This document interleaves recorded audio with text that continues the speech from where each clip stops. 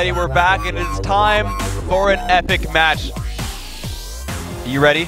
I am ready, and really this is the big one. This is the one where you kind of get tears. I mean, it's good and it's sad. It is. It is. Sad. But somebody's got to win. Somebody has to win. Somebody has to lose, unfortunately. We've now seen 5 teams get through. 5 teams have gone home already. We're going to find out the 6th of both of these categories right up next. Brunch Club, Pulse Esports. These guys fought once before. Brunch Club came ahead in a very close match. But the second one, it's do or die again. It's do or die again. And how nerve-wracking must this be for the final group of the day? They've been sat there the whole day, warming up, preparing, keeping themselves calm, knowing that damn well they're seeing these teams dropping by the wayside and thinking, oh my God. Oh my God. The pressure must build on me. It's probably, I think I'd rather have been the first group of the day than the last. Oh, I know some of them would actually have woken up and shown up late. Yeah. I know actually right before... Purposely. Yeah, exactly. Right before one of the matches in the second block, one of the players asked how the first group had went because he wasn't here at 9 in the morning when everything started, which, I understand. You don't want to lose out on sleep. Actually, Zion Spartan said that he was like, yeah, the one thing we did badly was not sleep enough before our matches. So it's important these guys do get good night's rest. And in fact, the guys who played in the morning today are playing in the morning tomorrow so that, they're done playing and they can get their night's rest and, show up early on time.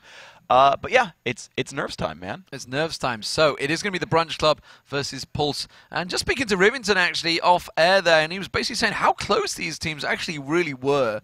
This was not a one-sided match whatsoever. No, not at all. These guys had pretty much equal kills as soon as we finished casting our first game up here. Ran out to the main hall. Watched the rest of that game, and I caught the tail end of it. Brunch Club had got Baron and pushed for the win, but the kills were like 16-16 during that point. So these guys had clearly been battling back and forth, neck and neck the entire time.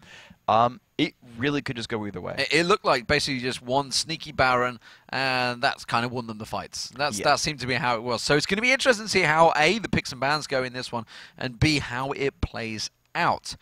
The highest seed in this group, this match, I'm guessing, is going to be the Brunch Club because they won the match. So they're all both 1-1, of course. But Brunch Club came through as like the number 2 in the bracket. Yes.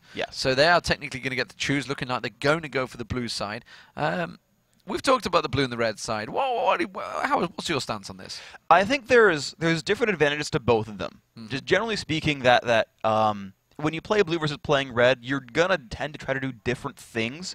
Chowster from CLG back at the World Playoffs said they had a lot of strategies ready for the blue side, and that they were ready. There was a couple of really cheeky things like sending an Amumu up there. Like you would go past the top lane turret and like backdoor all the minions and then just like get a free turret kill off of that and then disperse back out. And just like, well, we'll get a turret kill level 1 and then leave because it was okay to like 2-on-1 up there. And generally speaking, if you send AD carry support to the bottom lane, there's an advantage for blue side because they can kill the double golems and get some extra golden experience in exchange for some health, and most teams do that.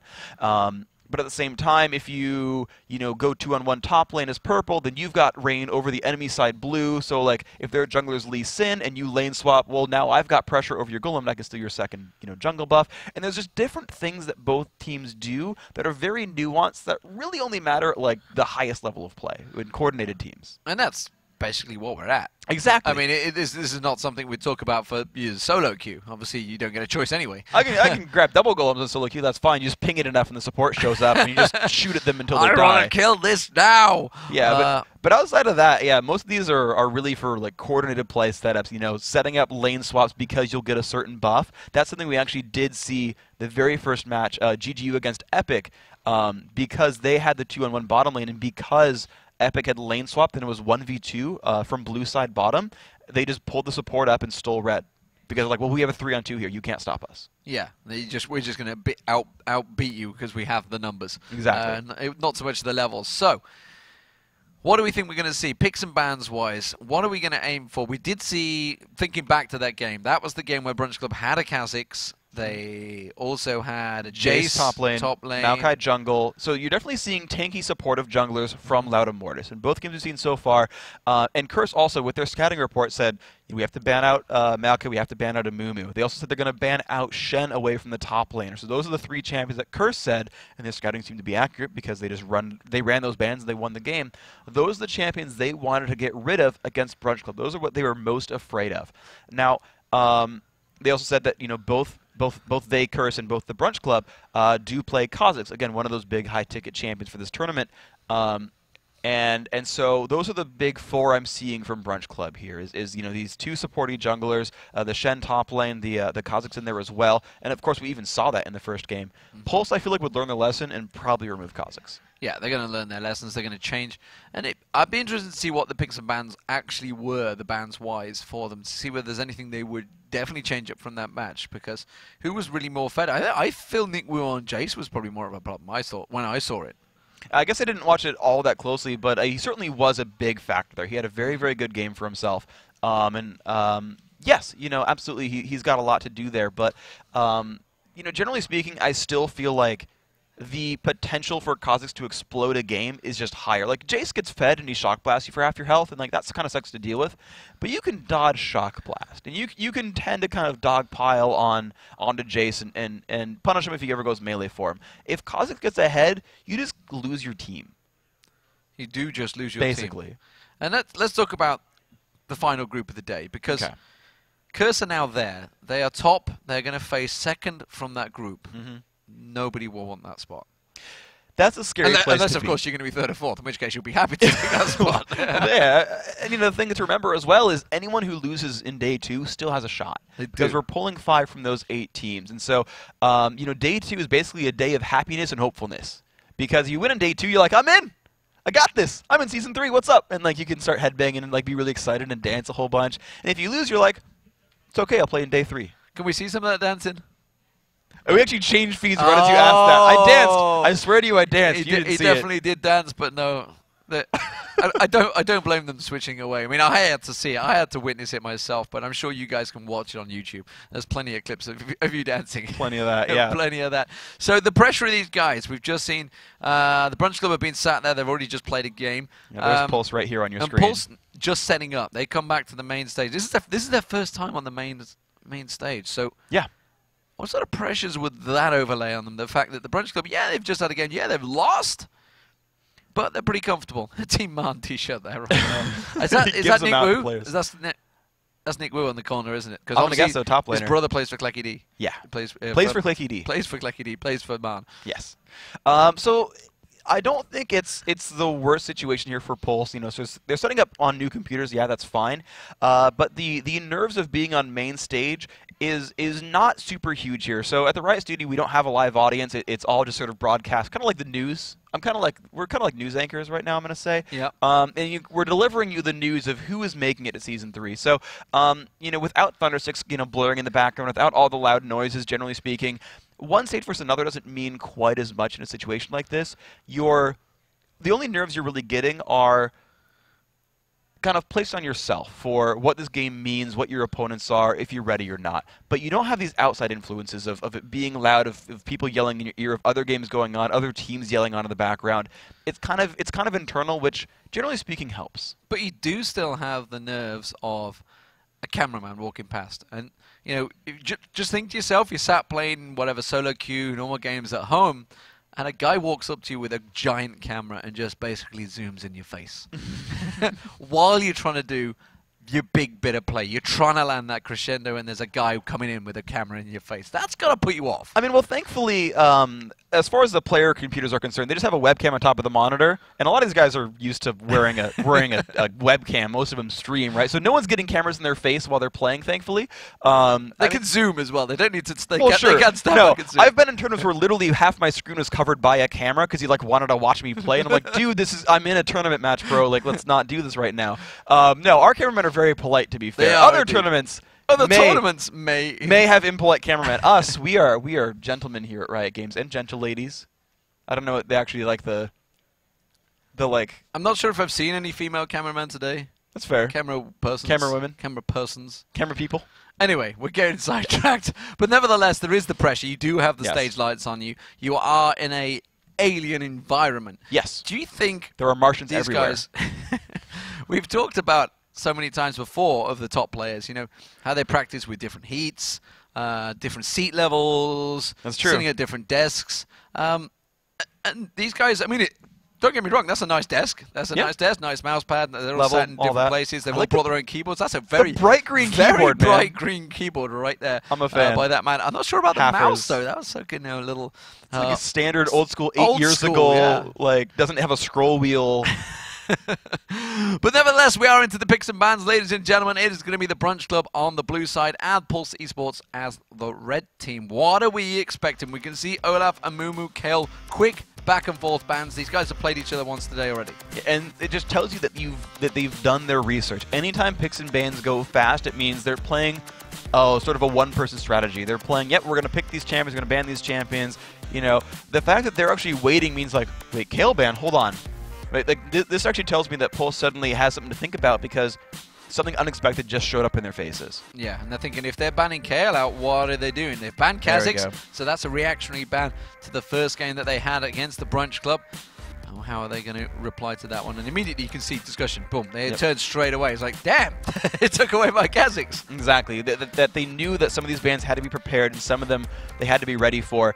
I remember listening back with IPL 5 Fnatic against WE, and they were like debating like the list of champions, like, hey, Rengar and Diana, you know, like they're listing all the like the really important champions. Like, shoot, we're gonna run out of bans. Can we bait them to ban Diana against us or Evelyn against us? Okay, that gives us one more ban that we can deal with. And they're like doing the math on which ones they can kill, which ones they think the other team is going to ban against them, and they go through these like big logistical hurdles of what they can get rid of and what they can keep. And the logistical hurdle says Shen, because that's pretty much a standard. Shen is interesting because he used to be super standard, and then he like stopped being banned, and then he started being played again, and then people realized that they used to ban him, and they started banning him again, and he's kind of like gone back and forth despite like 70 nerf, and they're like, you know what? Yeah, we're just going to get rid of him. And there you go, the instant lock on Evelyn. They baited out the Kassadin ban, and Eve is theirs. So, they obviously just played. Chupa just played Kassadin. I don't think it played that big a deal in the last game, but they felt it was warranted a ban. It was probably the best performing champion on that team.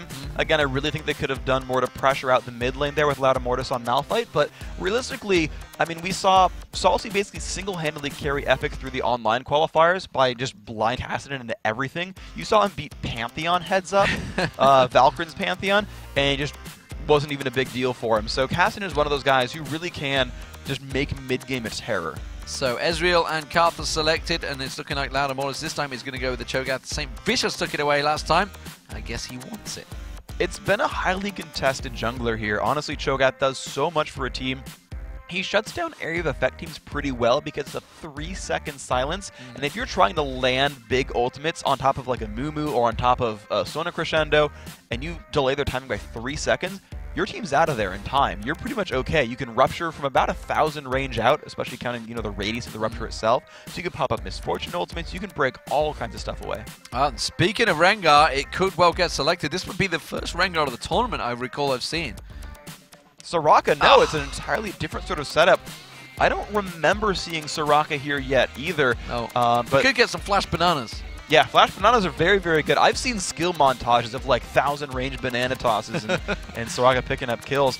But this gives me pause because I'm now trying to think about what kind of composition this runs for. You don't normally rush for a support that early, at least not one of the highly contested ones. So this tells me Brunch Club has something very particular planned.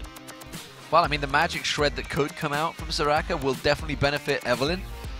That's for sure. True. It just stacks up so slowly though, and Evelyn opens up with the ultimate. Yeah. I don't see that being normal here. The Jarvan, that's pretty normal actually. Onion Bagel has been playing that a lot in the jungle. Would not be surprised to see that lock in.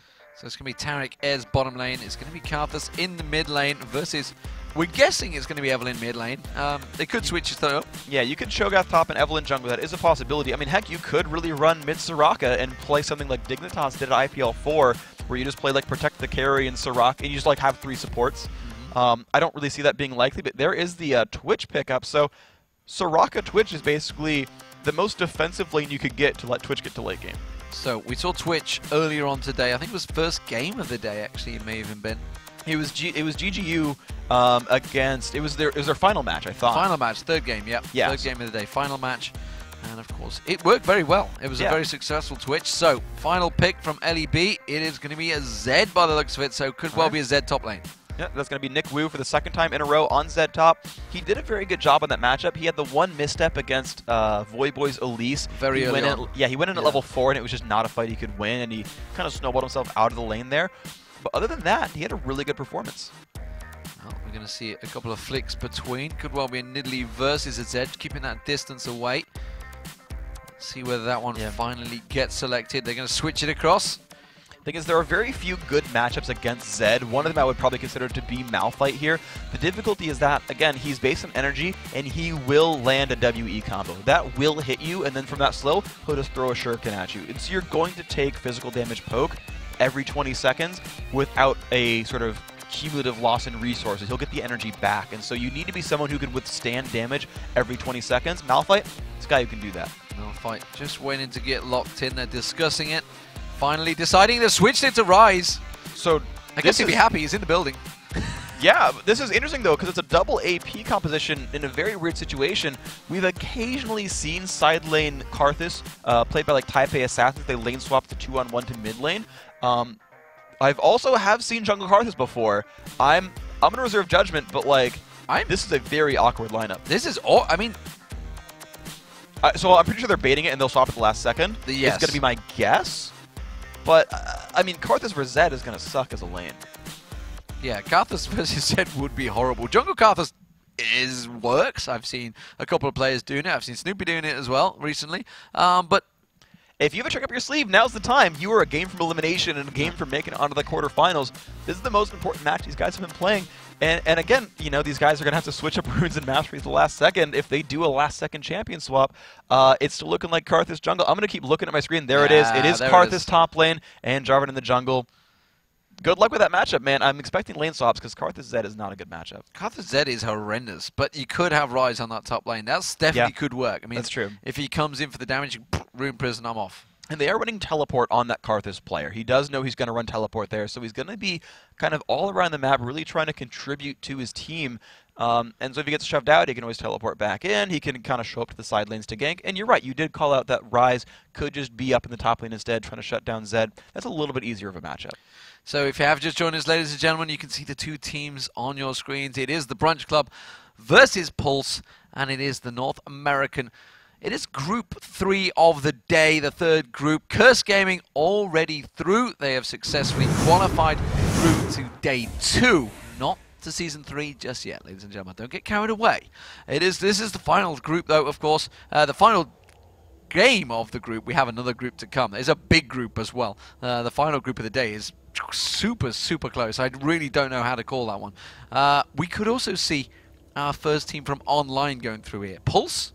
Could they make it? Could they make it through? Brunch Club coming through, of course, from, I think it was one of the MLG tournaments, the Brunch Club? Or was it the IPL one? Brunch Club was MLG, yes. Brunch Club was MLG. We just went in for a keyboard problem to be fixed for one of the teams, so bear with us. I know you're staring at our beautiful faces right now.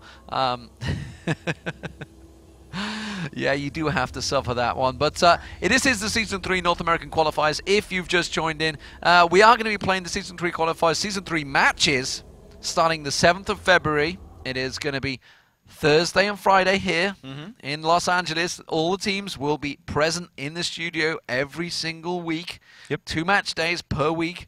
And then Saturday and Sunday in Europe. European qualifiers will be coming in 2 weeks' time.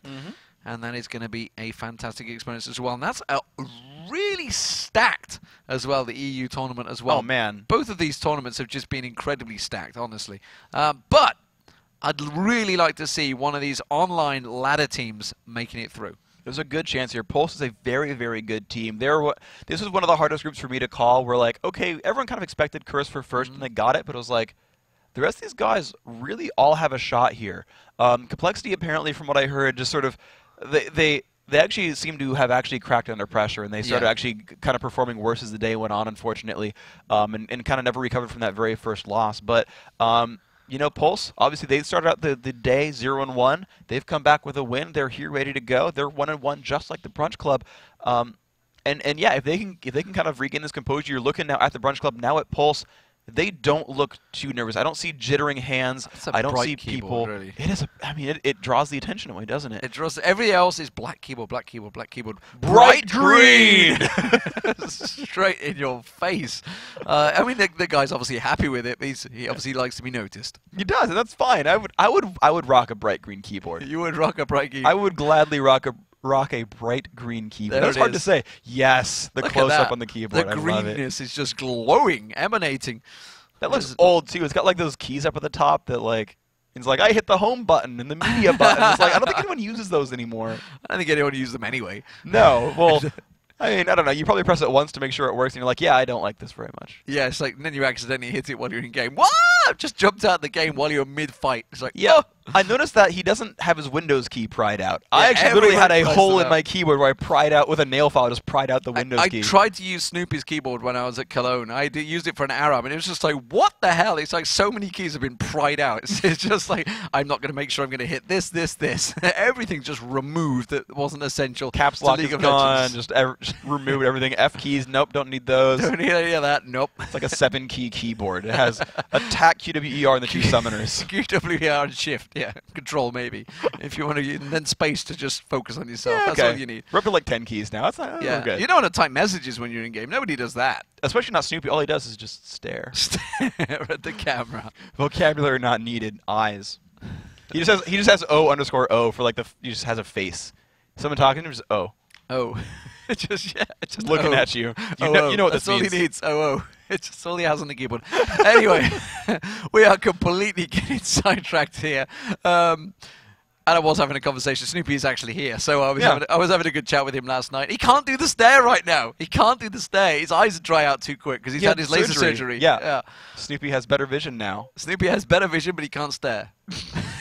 I don't know if I make that trade-off. That's like half his brand now. We're completely getting sidetracked away from the issue. It is the North American qualifiers. If you've just joined us, there's already 5 teams gone through. Here, let's test our memory. Curse have gone through from this group. Yes. Day 1 of the tournament. Oh, we are in day 1 of the tournament still. Good Game University also went through. They went through second in the group. First in the group was Team Fear. Yes. Testing my memory still a little bit more. Going through to the second group of the day, we had...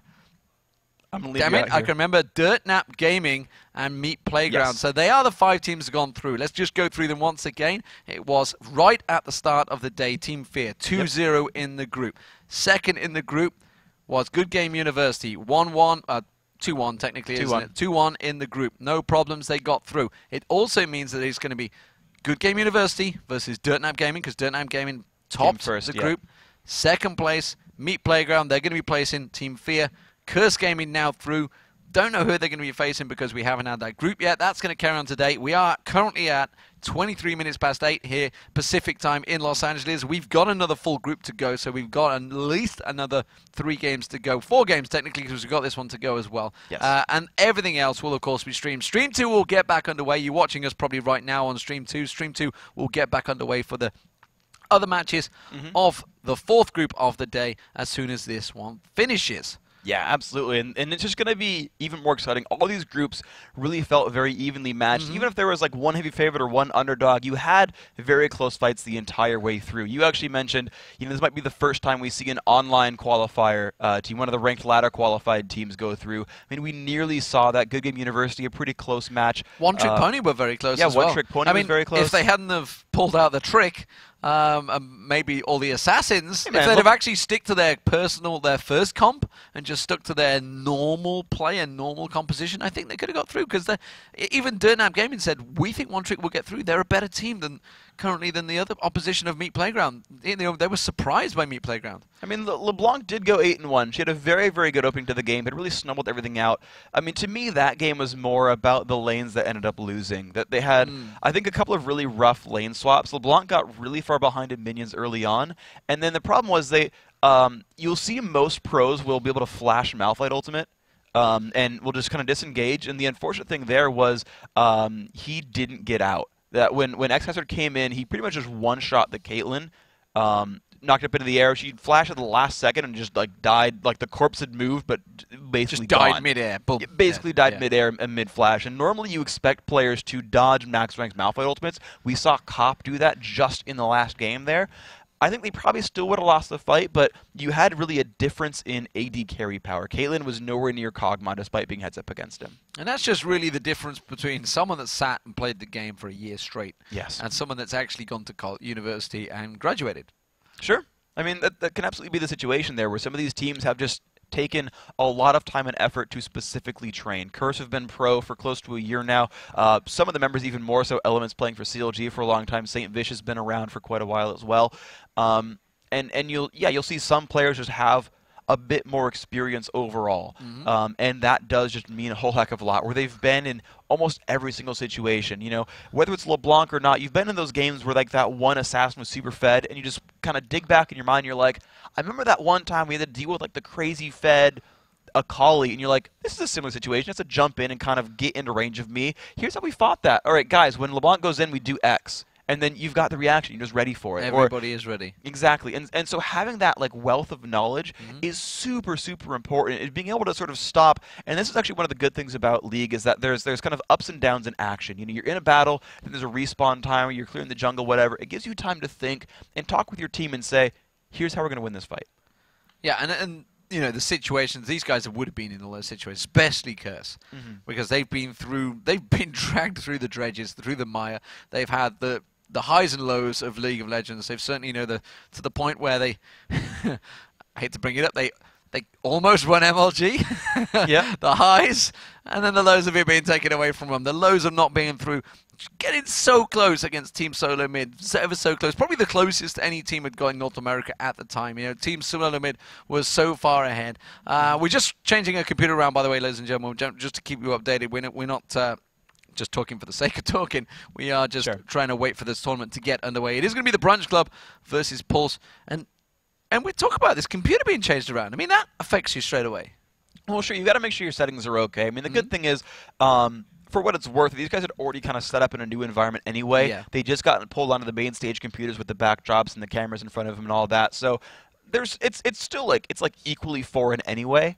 You know, none of these guys are playing at home. They've all got a little bit of this like sterile doctor's environment sort of feel going on because it's not the same as at home. The teddy bear, unless you brought it with you, is not there. The spirit hood, maybe you didn't bring that one with you. The little turtle on your desk, maybe it's not there. But or as Rivington talked about, the pet dog underneath your feet to keep you warm. You know, some of that stuff is not there on with the keyboard. That makes it harder to play, I would feel. Oh, I want Fatality always used to have a little lion as well, didn't they? Oh, I remember that. Yeah. Yeah. Used to have a little lion that Too Good stole that once. But as you would. Yeah, of course. But I don't feel like the computer swap itself is going to be a big detriment. I mean, both these guys are waiting the same amount of pause time. Both these guys are not on their own home computers and whatnot. But you know, generally speaking, I mean, that's what it takes to be a competitor at events like this, though, is being able to sort of weather storms and kind of push back through and be like, all right, it's game time. Whatever happened, you've got to ignore it and you've got to start playing. And let's talk about the studio, because we've not really had a chance to sit and take a breather and talk about the studio. No. So you can see behind us we have these awesome animated screens. We've got huge TVs all sat behind us. That's great. I mean, we are in a legitimate TV studio right here. Oh, yeah. This is the full thing. You can see it panning out there. We have a screen in the front. Everything here can be controlled by the guys out the back there. Everything you can see. Even if you pan out a little bit further, you can see there's Ash and Katarina on the sides there. And we also have the ultimate question on the left, but you can see kind of the split of Ash just on the left, and I'm just going to leave you to think you know what that is. MT Twist right now on Reddit will be saying, I know what this is. Yeah, we got splash art up here. We got a lot of cool things going on. You know, lots of lights. The players out behind us, you know, behind curtains in their own rooms here. Actually, you know, multiple rooms for players. You know, whole video teams and camera crews up in here. It's a nice place. You saw St. Vicious posted one tweet up there. You know, here's the Riot Studio under production, and that hit like number 8 on Reddit or something. And it was like, yeah, you know, it's just nice to see like interest in what's going on here. It's nice to be in this really cool environment. It is really great to just like be part of something like this, where it's like this is like I'm gonna come here every week and cast League of Legends. Like that's my job. This is my job. And I can legitimately say that now. This is my job as well. Yeah, oh, sorry. Yeah. We're right now. We're going to go fist bump and explode. Oh, wait. So with Riv at Season 1, okay. I explained many different fist bumps to him. Are you ready to learn some of these? Educate me. Okay, so first off, if you want to troll someone who goes for a high five, you do the turkey. Do you know the turkey yet? Go on then. Okay, so do a high five, and you turkey them. Oh God. Because you got the feathers. Yeah, I see where you're going with that one. Okay, Yeah. now do you want to know how to beat the turkey? How do you beat the turkey? Okay, turkey me. Okay. Peacock. Oh my God. And there's so many feathers, it becomes a peacock. Right And, now, we're hitting new high limits, ladies and gentlemen. This is League of Legends esports happening right here with turkeys and peacocks. While you talk about that, I was going to legitimately ask you about the telestrator, which is something that you guys have got to use. You yourself have had to use it, and Jat's had to use it. Anyone that doesn't know, anyone that's seen MLG, it's Dan the Weatherman Din. Now we have Freak the Weatherman. I got a tweet actually. I don't remember who your alias. I did at least retweet the guy. He photoshopped it. It's just me pointing at the screen, and it's just like a map of the U.S. and there's like Trinity forces everywhere instead of like storm clouds. And it was glorious. I'm a huge fan. Thank you for that one. Tons of damage across America. Tons of weather, tons of wind, of weather, any of them. All across America. But yes, ladies and gentlemen, we are just waiting. One of the computers being changed around for Pulse Esports right now. I think it's Pulse, actually. I'm just completely guessing that it could be Pulse. I don't know. It could be the Brunch Club. I don't know which exactly I can it check, is with. actually. I'm pretty sure. So it's Ladder Mortis who paused it, so I'm guessing it's Brunch Club. Okay, so it's probably one of the Brunch Club guys. Which, you know, they've been sat there for a while. So, I mean, nothing's happened in the game. We've literally loaded the game. 12 seconds. Simply, they can just get things going on the way. It's not like a CLGWE situation 56 minutes into the match. Yeah, of course. So, God help us if we ever have that again. Well, if we have time to fill D-Man, how does one make a proper cup of tea? You gotta have hot water and the right tea bags, which you just don't get in America. Sorry, guys. You have to buy, without giving brands out, you have to buy a decent English brand. I'm sure we can follow your Twitter for it. All right. So moving on, though. So what are you doing here, right? Like, you've what been are you doing here? So sorry.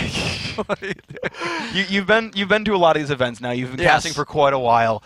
Right. You're down to one of these like down to the wire situations. What is the best and worst ways you've seen teams deal with this kind of pressure?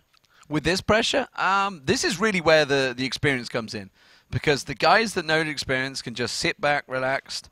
Hell, CLG, they were singing. Yes. They were singing to themselves at Season 2. You know, they were sat there going between it. And you can see, look, the difference here. These guys are just joking around. These guys are like kind of... thinking on Louder Morris there. These guys are smiling and cheering. The difference between the two teams, the body language itself is immediately telling me something. The Brunch Club are comfortable in this situation. Pulse Esports, not quite, although he had a big grin in his face. He's very serious.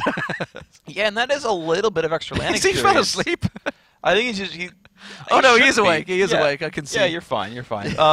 And yeah, there is a little bit of extra LAN experience here for the Brunch Club. I mean, Louder Mortis especially, he's been to a couple of events with Legion, did pretty well with them overall. I think Chuper's was like at MLG Anaheim and things like that. So there's a little bit of stuff here for these guys. I don't remember if the well, they're Pulse now. I forget what their old tag was because they've switched around a little bit. I remember watching these guys when they were J-Poc and friends, half of them. But yes. I don't remember if they had went to MLG. He used to be on there, didn't he? I don't remember that one, actually. He used to be on JPEG many moons ago. All right, fair enough. As did Jat, I think. Jat used to be on JPEG and Friends. I mean, Jat was on... Are you thinking of Rock Solid, though? No, he used to be... I know what Rock Solid is. I joined Rock Solid I don't remember... Okay, but fair. he definitely used to be on JPEG and Friends. Okay, I'm sure he mentioned it, but it was a long time ago. Everyone's been on JPEG and Friends, I think. That's fair. I have not. You have not? No. No. I wanted to be his friend, and he wouldn't let me. JPEG just J-Poc, said no. why? Is it J-Poc or J-Pac? Because it's P-A-K. Yes. I don't know. Yes, you don't know either. No. Okay. We'll say it different every single time. But now they've become Pulse Esports. J-Pac isn't there.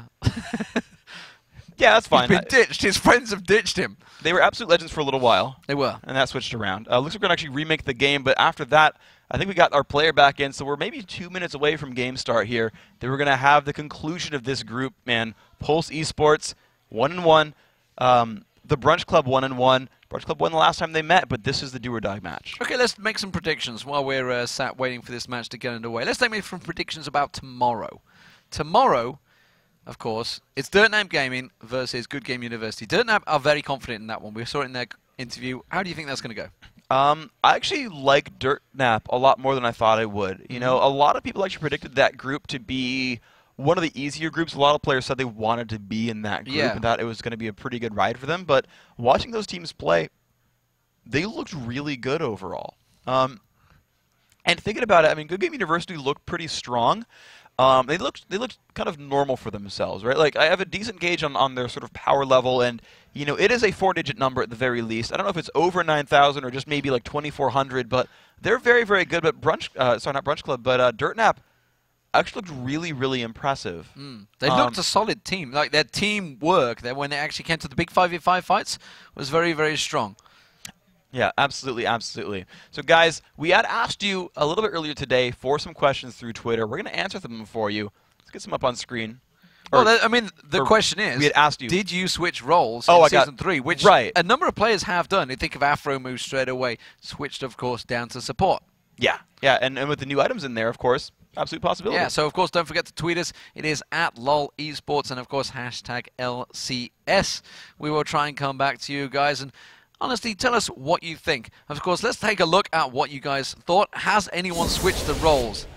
And Brew741. I thought it was going to be Bro. Maybe it is Bro. Bro741. Bro0741 says, well, I switched to support. New items allow for aggressive warding and peel for AD carries. And I gotta say, I think one of the best things we did with Season 3 was make support itemization a whole heck of a lot better. So one-time down payment for basically 3 wards whenever you want works pretty well overall.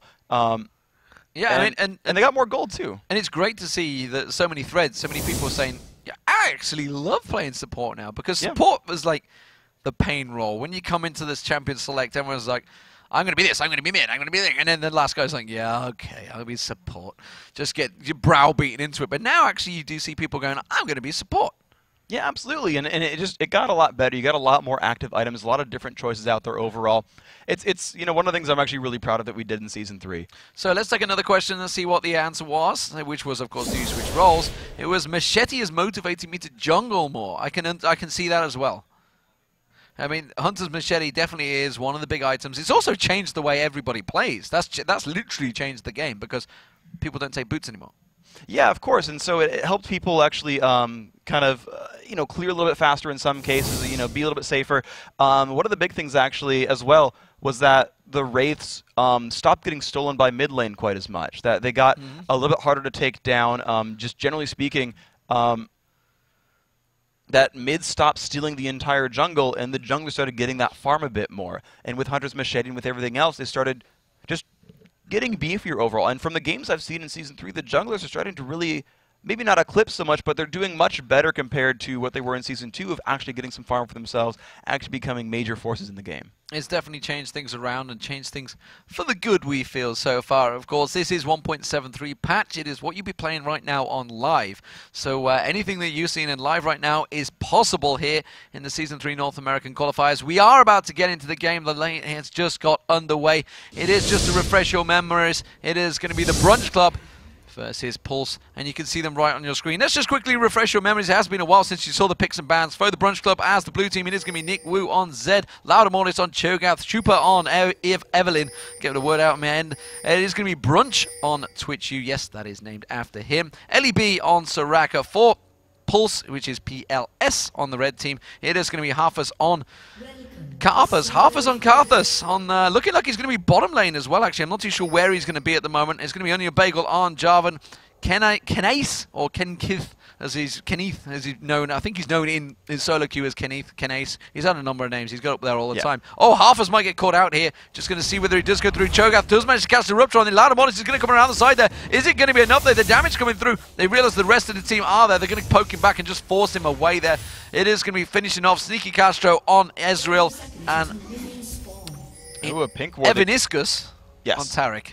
Yeah, well, the early vision ward coming out there from the Brunch Club gives them complete control over this golem now, and that's going to make this so difficult for early moves to be made by Pulse, because normally you rely on those defensive wards to spot out the enemy team and say, oh, okay, they're going here, yeah, we're going to gank from there, we'll take this buff, and now they're playing pretty much blind on all their major objectives. Okay, so looking like the lanes, to me, this looks like it's going to be Karthus bot, Ezreal Taric mid, and I reckon Ryze is going to be top. That's how it looked like it was laid out right at the beginning. Things completely change around, though. Yeah, they really do want to put Karthus in the lane against the AD carries. Of all the lanes to put him in, it's probably I mean, considering they need to give Ryze a good lane, they need to give Ezreal Taric a good lane, that's probably the one place they can really put him that has the best chance there for him to have a good job. But actually, I take that back, because he has teleport. They can just send him top whenever they want. They could just send him top whenever they want. And the moment he's staying down the bottom, they realize now they can all get spotted, pinged down, and they do see them. They realize that there is a pink ward there, although they don't realize it, but they are 5 man in the Baron now, the blue buff. Yeah, the Golem is theirs. I like the little invasion move. They waited around a very, very long time until they actually got to 155 and said, okay, if they're going for this Golem, they're going to be already fighting it. So we basically get a free brush face check by seeing if Golem was there or not. And, you know, no one was there, and they got that pretty much for free. Okay, so take us through the lanes, Freak, because it is going to be Harthus. It is going to be Harthus versus Zed. So it is going to be Karthus versus Zed. I want to check real quick, first of all, to check his early armor. He's got 51 armor. He went cloth armor, 4 potions, and 1 of each ward. And they gave him the blue buff as well. So he's going to be as set as you possibly can be for that lane. He's going to suffer through that 1 versus 2. Zed's going to make a lot of moves aggressively. Harthus is going to try to farm. We'll see if he can do it. So Lanamore is picking up the red buff. You also see Onion Bagel has already picked up that red buff. He clears out the wraiths. Let's see where he goes. Evelyn looked like he's going for an invade there. LEB taking 2 tower hits. Could be first blood here. Sneaky Castro tried to go for him. LEB, oh, and he uses the heal. Had Ignite running, just saves himself in there. There's a teleport bottom. It is going to be Karthus. Harthus comes around. Is it going to be enough to finish them off? Now Harthus is having to back away. Brunch is trying to finish him off. He's going to go down. Brunch picks up another. Would you believe it? The teleport backfired. Oh my gosh, I am just so surprised by how that all went down, but you know, cleanse used by Brunch, getting himself out of those sticky situations, and I thought for sure with Soraka pulling turret aggro, she was in a bad place, but it ended up being diving bottom. a bait. They're diving bottom, level 3. You can see Laudamortis coming up. He's going to take the tower hits now on towards Evaniscus. Does manage to land the dazzle, but the heal comes through, and they will pick up. That's a 3rd kill for Brunch, but the tower's going to get him, but it was just the tower kill. Now LEB, Sneaky Castro should finish off LEB here. Can he get him towards Laudamortis? He's already used Arcane Shift. He cannot chase him down, and he's going to get away. Yeah, that ended up being not... Wait, was that an execution? It was. Only 1 kill picked up. He got experience, so it's still, I'm going to say, better for Pulse overall that that turret dive happened, but I don't know, man. These guys have been pretty crazy right off the bat. BF sword. That is a BF sword on Twitch. That is a Twitch with plus 55 attack damage from just items. Level 3, 4-minute BF sword. That is dangerous. That is exceptionally dangerous. I am afraid for everyone right now. Let's see how that works out. Of course, he's not going to have the hit points, but he doesn't give him monkeys. He's got Soraka there. He's got a ton of damage right there. Oh, it's going to be brutal, man. Doesn't need a Trinity Force for that one. He's just got way too many items at this point. So suddenly this 2-on-2 is like the easiest lane Brunchu's ever had. Yeah, so Trooper in the mid lane, meanwhile, against Kinesia. And Evelyn versus Ryze. How do you take that one through? Eve versus Ryze, similar last time with Ryze against Katarina. It's something that I would completely give to Ryze in a typical scenario. The problem is Trooper just seems to be outplaying this one. He's got pretty much double the minion kills, and I mean, he's actually run out of health potions. He's been harassed that much that he's got no more you know, sustain. But Kennick has not had a lot of farm himself. So looking towards the top, Harthus now also 1-0 down. He's left Nick Wu because he teleported away. He's 41-8 CS. This is going horrible for Pulse at the start. Yeah, that's just a really unfortunate move after unfortunate move. I really thought that teleport Karthus gank would have worked well. Nick Wu just kind of standing on top of him at that turret, and here comes Onion Bagel. Onion Bagel does come around the side there. Harthus is going to try and put the damage down, but look at the mobility of Nick Wu there. Uses the flash as well. Should get slowed down a little bit there, but Harthus already used that wall of pain. Tries to land a couple more, but it's not going to happen. The late waste just not really worrying him. Yeah, we managed to not get, unfortunately, too much out of that. It was a nice gank attempt. They did burn the flash, so at the very least, Onion Bagel can show back up, and he is. And he's going to come back around. He's down in that river at the moment, and he is going to come back towards him. Meanwhile, the bottom lane, you can see they're also keeping the push. Onion Bagel backs away, and well, LEB and Brunch already level 5 here. Brunch stealths across and just keeps on the damage, keeps that attack speed going. What the heck are they going to do to deal with this? Honestly, all they can really do is sit back and try to farm this. Normally, when you pick up a Taric, you're trying to play aggressively, but they just don't have that ability right now. They've simply got to say, you know what? You're right, your early lane went better than us. We're going to have to wait. And they can farm, and Ezreal, of all champions, has the best chance of being behind and still getting his gold income. So it's just wait. It's just wait until they can get equal parity with items. So Brunch currently with the advantage, and well, Brunch literally with the advantage on Twitch. just going to keep on farming, and well, his last hit him just got made a whole world easier with that big PF sword and the long sword. So he's up to 60 attack damage just off those items alone, isn't he? Yeah, 141 total is a very, very large number for him. Very large indeed. We are seeing Knace trying to come down, but there is a tri-ward there, yeah, and immediately they do back away from that one. The tri-bush warded out. We are seeing Onion Bagel sitting around here with Harfers in that top lane. Harfers still a long way behind in CS, as is the mid lane actually, so all the lanes currently winning out for the Brunch Club. And one thing I actually want to point out here is what Brunch Club is doing in the bottom lane is every time they clear out a wave, they go and take double golems there on the spawn and just kind of go back for it over and over. And they'll miss maybe a couple of minion kills in lane while that happens, but you can just see right here another wave is waiting for them. They missed a minion kill, picked up double golems. That is always worth it. So it's going to be another wave coming through. We do see... What are we expecting actually? I'm thinking Nick Wu. What's he thinking to build against Harfers here? Is he going to get a little bit of magic resist, or is he just going to go straight damage? He can look for Hex Drinker, honestly. With so much early armor from Halfers, a Brutalizer, it won't win lane for him for free. LEB taking a lot of punishment here, actually. But he does manage to get a couple of bananas on towards Evaniscus, and it's just not quite a banana anymore, is it? Well, he's facing a whole. I don't know. I feel like it's still pretty well banana shaped. I think it's banana shaped, but it's graphically much cleaner and nicer now. So it's a very pretty banana. It's a celestial banana. A celestial banana. Okay, that we can work with that one. Thank you. We kind of have a 4-man stack, or we did have in that bottom lane. Oh, Harfers in all sorts of trouble. Is going to get away though. No, he's not. The ignite is enough. Nick would just come back in to finish him. I think he'd already killed him. I'm not sure. I think he maybe just pressed the wrong key there, but it was a clean kill. Yeah, he went to run out of range of turret aggro, and then as soon as he dropped it, pressed W to go back into range, so that if he had to like chase down and throw another shuriken, he could have, but he dropped. Loudermore is putting down a pink ward there, and looking for maybe any attempt for an early dragon. He tries to get in, diving towards Chupa. Chupa going to get caught out here. You can see Trishop Barrage comes across, pounced on by Onion and Bagel. Now they're going to turn towards Loudermore. This could be the turnaround that they need, and it will be. And they pick up 2 kills, and they're going to turn it into a dragon. And that is Halfers with the teleport showing up. Didn't quite need to, but at the very least he's in range for this. The difficulty is they've lost the top turret. Of course, they have complete numbers control here. Nothing to be dropped there at all. But Nick Wu having a very, very good early game. A lot of farm and working on a second turret. Working on that inner turret already. 1 down, 2 to go. And he is in their base. And he's cleaning their waves out very quickly. This is probably the easiest top lane that Nick Wu's had to deal with. I mean, to start with, his lane opponent teleported away completely and then died. Yep. And now he's just like, well, I got free farm.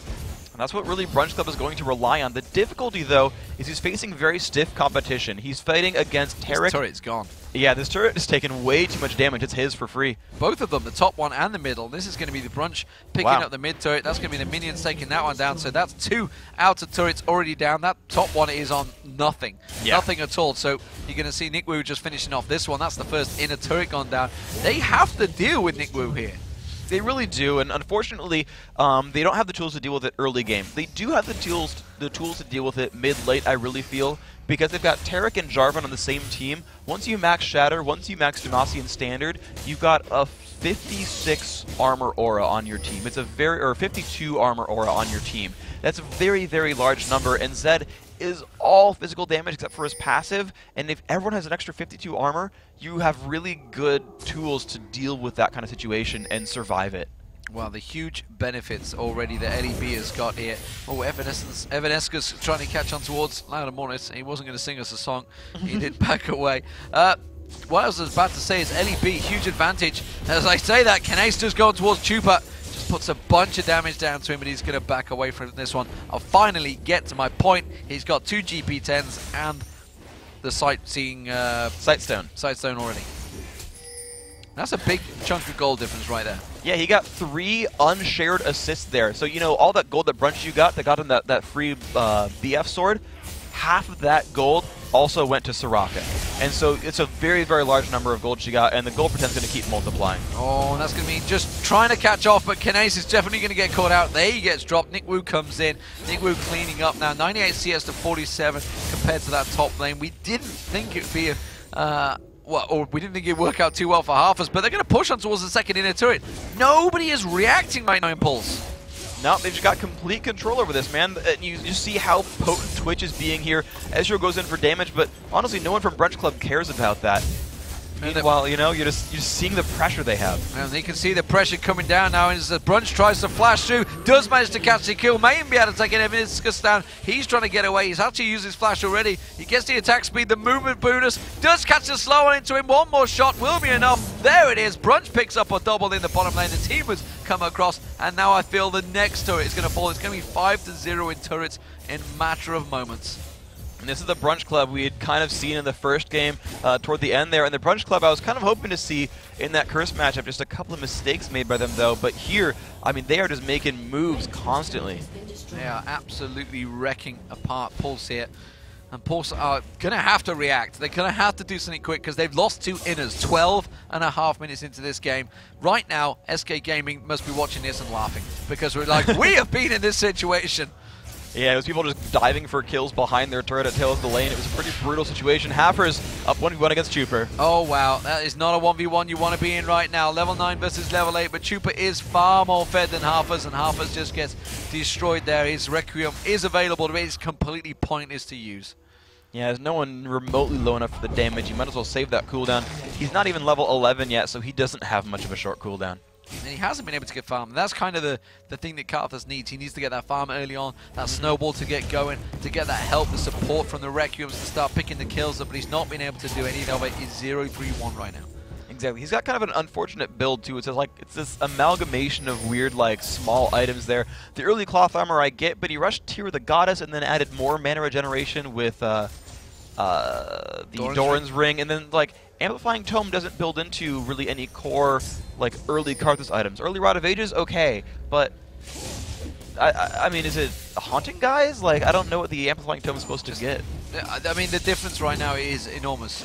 Looking just across the board, look at Twitch. He's got the Bloodthirsty, he's got a Zeal, you've got the Shard already on LEB. Huge differences in these items. The ability for ganks now, you can just easily follow up. Anyone who dumps in, you know, Nick Wu can just kind of initiate into melee range. Shard of True Rice puts onto him, and he's going to slow everyone around him for 4 seconds. Like, good luck dealing with that, man. Yeah, and I just saw... Okay, he's got the Brutalizer in there. I thought for a minute, I thought, did he just have the Iceborne Gauntlets already? I thought, no way.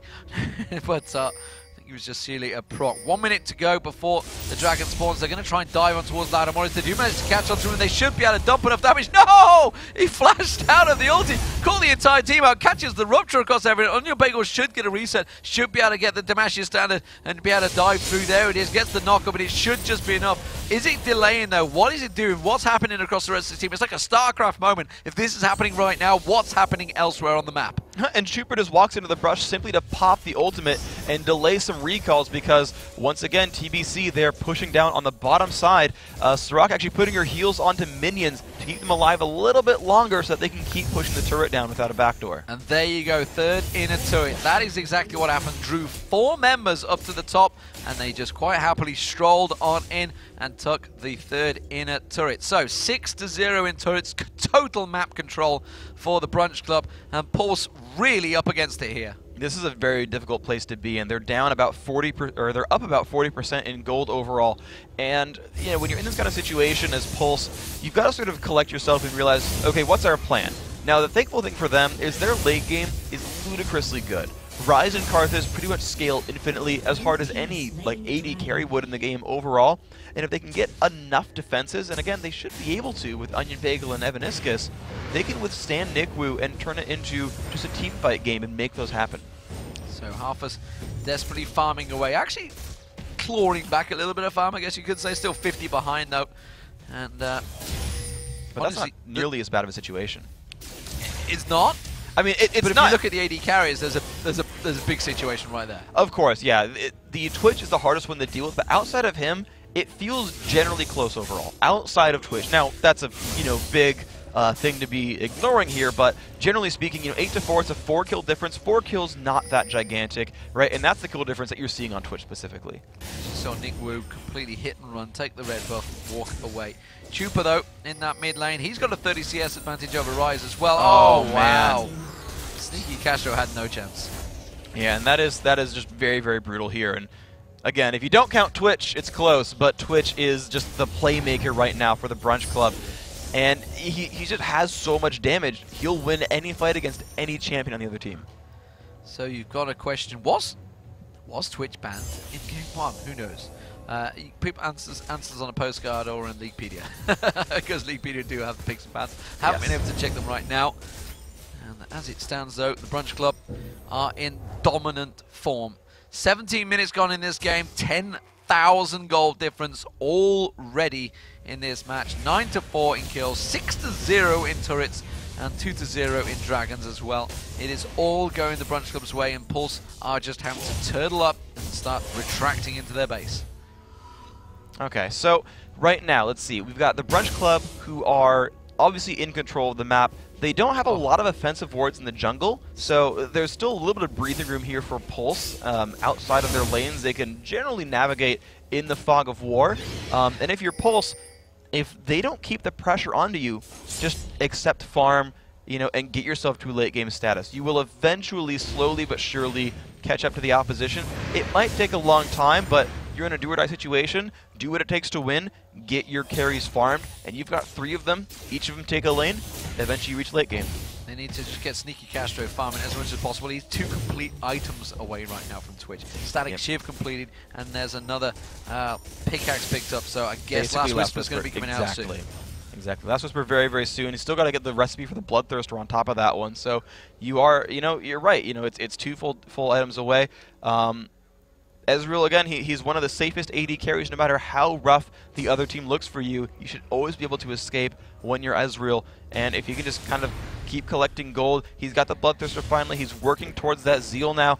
He'll eventually become super relevant here. See the bottom lane's getting pushed, the mid lane's getting pushed, and Brunch Club have slowed it down a little bit. They've slowed down the pace. They're like, okay, we kind of took everything off the map from them. Our only move now is to actually get into their base, and that's not a position they really want to be in right now.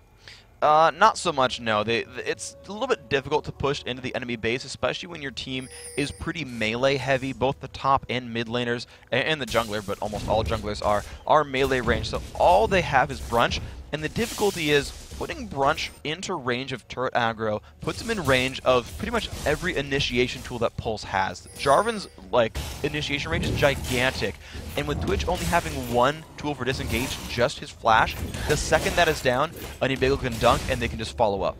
So here are the Brunch Club. They're going to 4-man stack, and they're going to hope that Karthus continues on with that wave. He does not, so instead they're just going to come around the back. Look at that, they've got the 2 stealths. I mean, this is your solo Q-man's nightmare. Twitch and Evelyn. I could just see people dying on the map. Yeah, there's stealth for days and people are going to get caught out. You actually saw a huge number of pink wards get bought by Pulse overall. They've got an Oracles on Taric right now.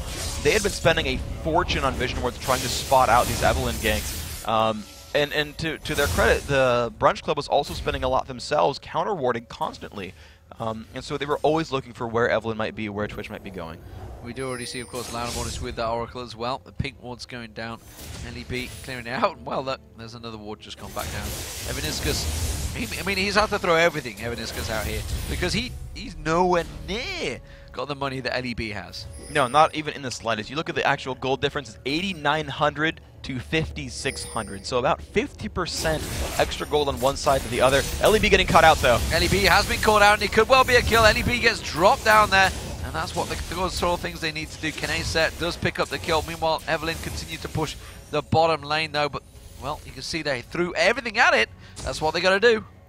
Yeah, the ability to end this game, honestly, it realistically is difficult for Brunch Club. And sort of looking at how this game looks, it feels a bit similar to that prior game where the kills were pretty close, but you saw a really big gold lead, and Brunch eventually won it very commandingly. Well, you're seeing a 10,000 gold lead despite only a 4-champion difference.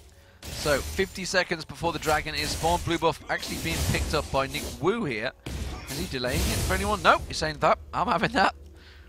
Actually, Zed is one of the most energy-dependent energy champions that there are. Really, he's actually can really run himself out of energy very, very quickly because you know, all the energy champions have a mechanic that allows them to regain energy. If you play them properly, they get a lot of their energy back and can keep spamming for a long time. The one that's here for Zed is that he has to hit an ability with both himself and his clone, whether that's Shadow Slash or whether that's Shuriken Toss. He has to land two abilities on the same target. That is actually very difficult for a lot of players to do in general, especially in a hectic team fight where your clone is often very far away from you and you're hitting different targets. And so Nick getting blue buff is actually very important to keep his abilities flowing. Hey, Jad said himself he's a terrible Zed player, you know, and I can believe it because I am awful with Zed. I have not got a clue what I'm doing. I don't even try to. Meanwhile, the Brunch Club are going to pick up the Dragon. That will be another stretch for the gold, taking it to another 10k lead, keeping that lead going. As it happens, Pulse were worried, and they do come around, put a couple of wards towards that Baron pit. Chupa, meanwhile, showing himself down the bottom, going to continue pushing that lane. Mid lane's getting pushed, top lane's going to go up and get pushed. And, well, Sneaky Castro has to be careful he doesn't get poked out here. He's picking the golems up at the moment, and you can see, luckily, that ward being taken down, showing it out there. Actually, I thought Static Shift, he started Baron. I was about to see he's going to start the Baron without Static Shift, but they're going to carry it on. Yeah, they're going to go for this one, actually. This Baron taking a bit of punishment. They did have ward coverage. They know about this, though. They do know about it. They're going to come across, pop that ward down, try and bait something out. Ningwu taking a lot of damage actually there. And of course, Evelyn was still down in that bottom lane. So Chupa is now coming up. They're going to try and catch out. Chupa does not want to be the first face coming into this fight. Nah, but the cool thing here for Pulse is that Haffers has teleport. As long as he doesn't get caught out while doing it, he has the ability to split push and put pressure elsewhere on the map, keep his farm up, maybe even pressure a turret if possible. And as long as he can escape away from whoever's ganking him, he can show up for a 5-on-5 or make it a 5-on-4 if he pulls someone out. Pings back on Baron. Chupas heads back down towards that bottom lane. They realize that, of course, like you mentioned, that Haffers is there, as is Sneaky Castro. And Ezreal's super far. This is almost, if they actually went all in for this, they'd get it because Ezreal's super far away. Instead, they're just going to bait it. They do get it. Oh, no. Onion Bagel, don't do it. He's going to go straight in towards it. Does manage to avoid the damage. The silence came out just a split second too late. He'd already managed to get around there. Chupas tries to come in, and a great dazzle for Evaniscus, and everybody avoided the damage. Beautiful play. Wow, so there we go. The ward's getting swept out. That's nice for the Brunch Club, and they're actually doing a very good job. Their basic game plan here is to bait the enemy team into them. They're still afraid of a 5-on-5 team fight with Baron fighting them. They're trying to get Pulse to come at them and then peel off a Baron and turn that one around, or get Baron cleanly before they engage. So you're actually saying they're trying to say, come at me, bro. They're basically saying, come at me, bro, because they don't want to fight with Baron aggro to them as well. This actually could be dangerous. The Karthus ult's going to hit them super hard here. Oh, LEB nearly got taken down by the Baron. If he hadn't have landed that wish, that would have been a dead LEB there, and that would have been actually the kill would have gone to Haffers there because that Karthus ultimate had come through the Requiem. Chupa now coming in towards the mid. They realize that Pulse can try and take an advantage here. Have they got a few? Well, they've got 2 minions. It's not really going to be quite enough to try and take this turret down. They have got another conga line coming behind them. They're going to try and push this mid turret. And that's going to be a pretty good spot for them because they just sent everyone back. You know, they knew that the rest of that team was low on health and they could make the moves in. And they're going for it. Chupas comes in. Chupas puts himself in danger. Chupas gets jumped on. Onion Bagel flashes straight out there. You can see Brunch. Oh, he got caught. That Onion Bagel, the poison should take him down. Yes, he does. He picks up a double. He carries on through. That's going to be Zed getting on. Nick Wu picks up a double. They've flashes through. Does manage to catch him down there. The silence is enough. It doesn't rupture towards the right direction, but Brunch will pick him up. And that's actually an ace. And Brunch, wow, just picked up everything. And that Twitch ultimate, if it wasn't for Onion Bagel's slight ultimate radius, he'd have caught everyone. Yeah, that was pretty harsh, though. A 5-for-2 is the right kind of fight you want for the Brunch Club. And you get to see Twitch popping his stealth just to get the attack speed buff, and they're going to push on. The inhibitor, at least, is theirs. That inhibitor turret is Actually, definitely theirs. This turret. Turret goes down. Loudamonis is tanking it down. They will back away. And, well, that was simply all came from Pulse actually going for the attack. Yeah, they really caught out Chuper. Chuper, I'm going to guess it was actually a bait because he knew Brunch was nearby. He popped the Evelyn ult, hit pretty much everyone, so he had a gigantic shield. The shield is plus 225 health per champion hit. So if he hits 5 guys, it's over 1,100, that shield.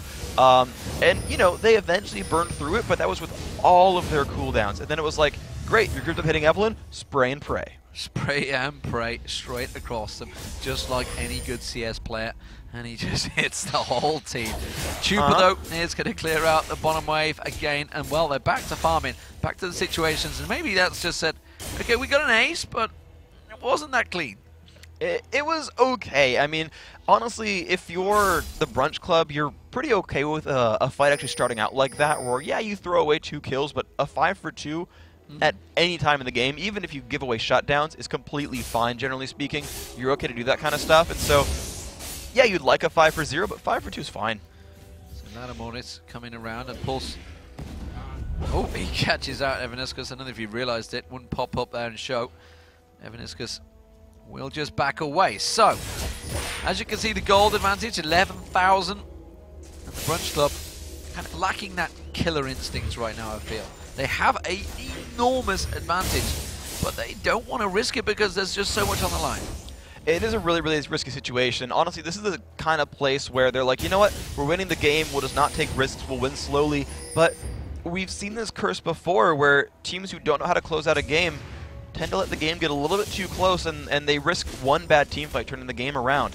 I don't know if that's going to be the case here. They're certainly pushing in the inhibitors free. But the GA now on Brunch, and that means they're going to go a little bit more aggressive, I feel. He's also got the Last Whisper in there. Just about does every bit of damage he could. 9-1-2 Twitch. That's a fearful thing.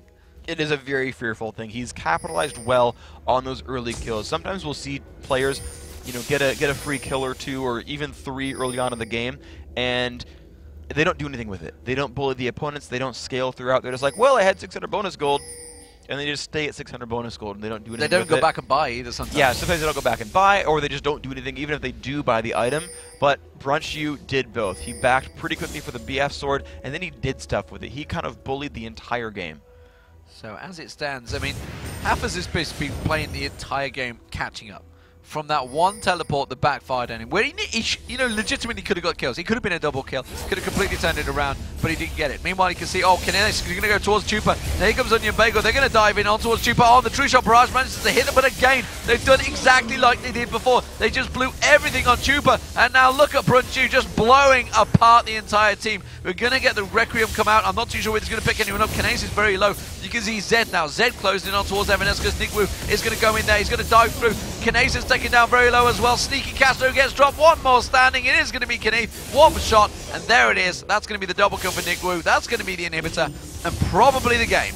That is going to do it. The Brunch Club are going to be the 6th team joining the quarterfinals, leaving the group alongside Curse in the 2nd place spot. Amazing job by them. This team fighting was so good. Fantastic stuff. There's the 1 turret. Here goes the 2nd Nexus turret. And the Brunch Club can sit back. They can relax. They are through to day 2.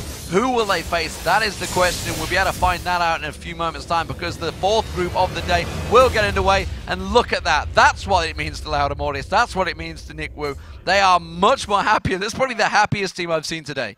They're one of those teams that came through as, I mean, you can kind of tell by the name of the team. They don't take themselves completely seriously. You know, they're one of those, you know, generally speaking, unsponsored teams where this is like, guys, we know we're going to have to do this. This is a really big deal to us, but like, it's not like super try-hard serious game face mode. I mean, their old team name was now. I mean, yeah, now it is. Heck, like, but it's the biggest 180 I've seen from a team, right? Yes. You know, GGU or Fear or Curse, they've been competing a lot over and over, many tournaments, and they're like, it becomes more like a job and it becomes more serious. These guys, a little bit scrapped together, you know, a little bit more of, you know, let's come together, let's kind of turn this on. This is their first really big break, and to go from we don't know what we are to holy crap is a gigantic wave of emotion. It is a gigantic wave of emotion, and they're going to get through to day 2. They're going to unfortunately face the top group of the top team of the 4th group, though. Yeah. That's going to be a tough one, but honestly, I think they have it in them. I mean, who legitimately could it be from the next group? Could be Cloud9. Could be Cloud9. Azure's looked pretty could good. Could be Man. Could be Azure. Could be Saladbar. I mean, could be Saladbar. eHarmner's boys could come through. Yeah, honestly, all those teams, it is honestly another toss-up group. It really, really is. All With of the them look Salad in great. there, why not? Sure. Yeah, in fact, you know, but it really is. You know, all these groups. You know, there's favorites on paper, there's favorites from the crowd at home, but you look back in the games and you're like, this really could have gone any of the ways here. Now, we've seen in every single case it was the pre-qualified teams. We haven't yet had a team come through the ranked ladder, but you know, here's the first chance for it in this final group of the day. It could be Marn, or it could be we had a second ago Salad Bar. Big smiles ear to ear, and that's what we like to see. That's what it means to these players, ladies and gentlemen. So when we come back, we're going to have a quick break here. We're going to break down Group C. Jat is going to be joining us at the analyst desk, and we'll also have an interview with the one and only Saint Vicious. Hopefully he won't be drunk this time. The preview of the next groups, of course, will be up as well.